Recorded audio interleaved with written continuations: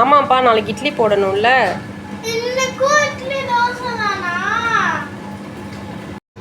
அம்மா இன்னைக்கும் இட்லி தோசையா?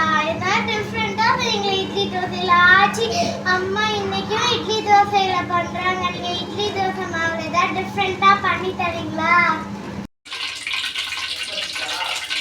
நேற்று என் பேத்தி இட்லி தோசைன்னு ஒரே அழுகா பாருங்க. அவங்களுக்காக அந்த அரிசி மாவில் இட்லி மாவில் கொஞ்சோண்டு அரிசி மாவு போட்டு இதை வர வைக்கிறேன். பிள்ளைங்களுக்கு தெரியாது இட்லி மாவுன்னு, நம்ம இதை மாதிரி செஞ்சு கொடுத்துடலாம். கொஞ்சம் தண்ணி அதிகமாக இருக்கும்ல இட்லி மாவில், அதுக்காக கொஞ்சம் அரிசி மாவு.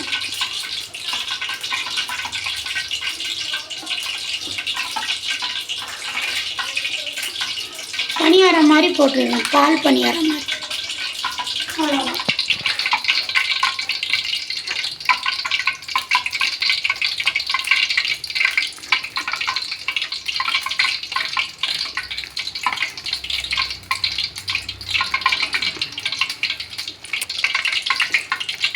பாலில் நாட்டு சக்கரை போட்டு ஏலக்காய் போட்டு அதுகளுக்கு பால் பணியாரம் மாதிரி கொடுத்துடலாம்.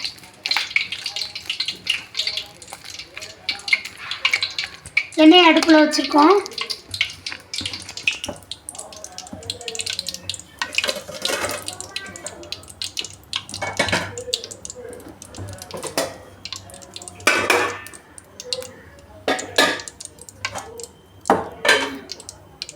இதை மாதிரி இங்கே பாருங்கள் இப்படி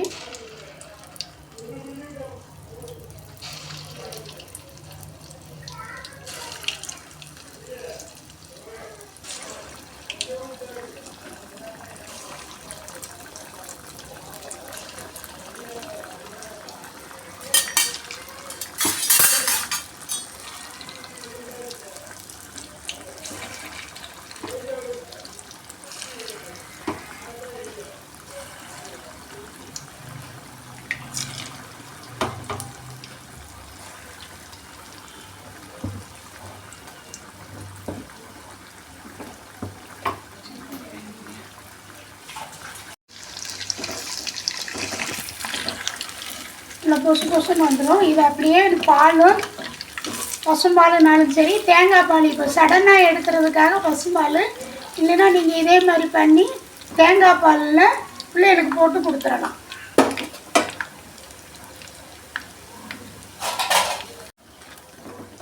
அவங்களுக்கு தெரியாது இது இட்லி மாவில் தான் பண்ணணும்ட்டு, இது வித்தியாசமான டிஷ்ஷு அப்படின்னு நினச்சிட்டு சாப்பிட்ருவாங்க.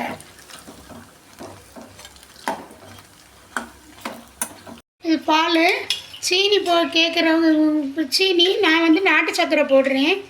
கலர் கொஞ்சம் சேஞ்ச் ஆகுமா அதுகளுக்கு வித்தியாசமாக இருக்கிறதுக்காக.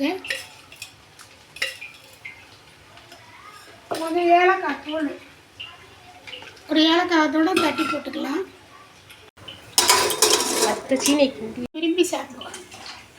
ஆச்சி புதுசா எங்களுக்கு செஞ்சுட்டீங்களா? ஆமாப்பா, பால் பணியாரம்ப்பா, சாப்பிடுங்கப்பா. ஓகே ஆச்சி குட்டிமா. தோஸ்து ஏதாவது பண்ணுறோம்னா சத்தம் இல்லாமல் சாப்பிட்ருவாங்க. பாருங்கள், இது கலர் நம்ம நாட்டு சக்கரை போட்டதுனால கலரும் பாருங்கள் கொஞ்சம் வித்தியாசமாக இருக்குது. பாருங்கள், 2 இட்லி சாப்பிட்ற பிள்ளைங்க கூட அந்த மாவில் இது நிறைய நம்ம பண்ணி கூட மட்டும் சாப்பிட்ருவாங்க. ரெடி, பால் பணியாரம் ரெடி.